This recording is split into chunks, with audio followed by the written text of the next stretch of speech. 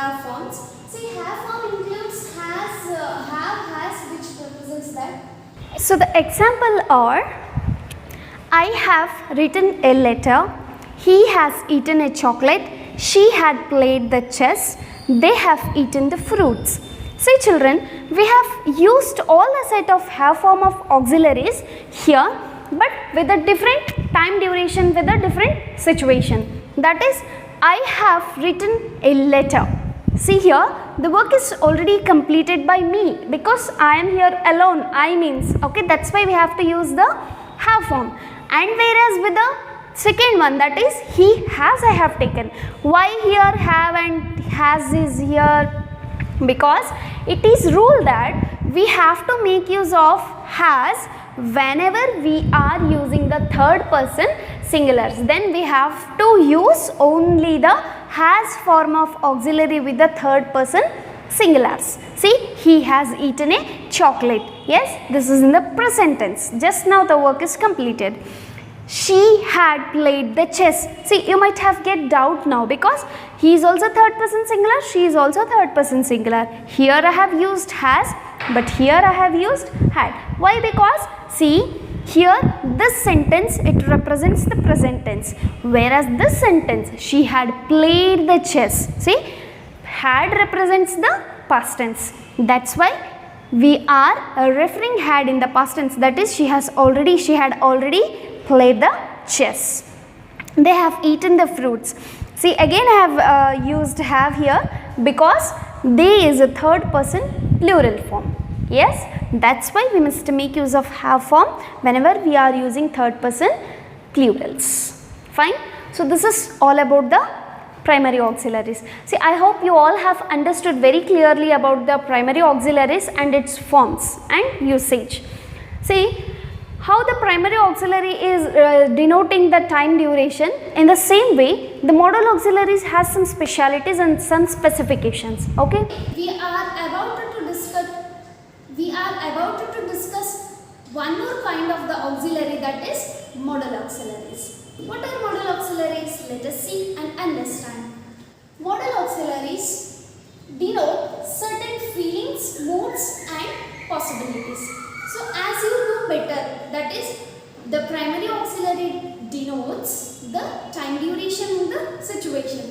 In the same way, modal auxiliary also denoting the feelings, moods and the possibility of a doer.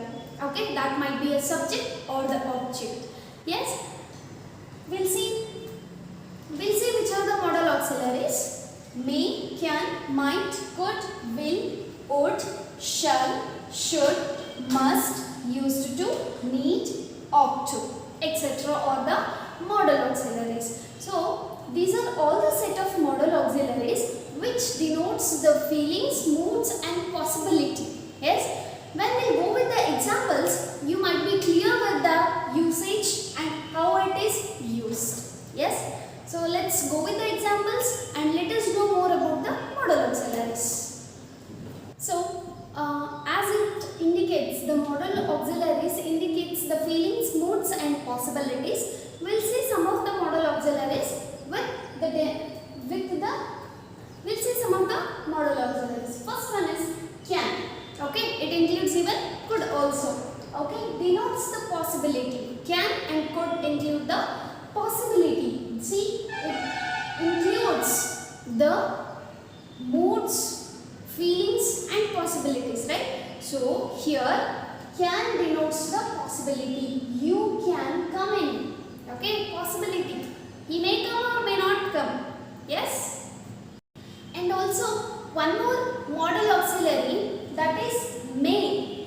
Okay, may also represents the possibility. It may rain today. Okay, we don't know whether it will rain or not, but there is a possibility. It may rain today. Okay, can, could, may, might, these modal auxiliaries denotes the possibility. Okay, write the example in your own sentence. Next is shall. Might be this also, shall and should, denotes the command or order. Okay, shall and should denotes the command or the order. See example, you should come to the chamber. order that one should come to the chamber. One who is calling to the chamber is a higher authority, right? Yes, exactly. See, you should come to chamber. When students are called by the principal, okay, that is order for the students. They must meet the principal in the chamber. And then must denotes the necessity. See, students must attend the class. See, it is very necessary here according to the example that students must attend the classes, because so it is necessary for the students to attend the class, because so if they don't attend, if they don't attend, they don't understand. So it's necessary for the students. So the fourth one is used to. This denotes the habit. See, example, my grandfather used to have a scooter. See, we are talking about the past action, that is my grandfather used to, means he used to have. We don't know nowadays whether it is there or not, even the grandfather is there or not. Okay, so here it is used. Used to is auxiliary which denotes the past habits. So I hope this is all about the modal auxiliaries. See, we have till now we have learned the auxiliaries. We have come to know that it's a helping verb, and we have come to know that there are two kinds of auxiliaries, primary auxiliaries and the modal auxiliaries. Primary auxiliaries are used to indicate the time and the situation, whereas the modal auxiliaries used to indicate the feelings, moods and the possibilities. And we have all went on with the examples and all. So if you want to be perfect, keep on practicing.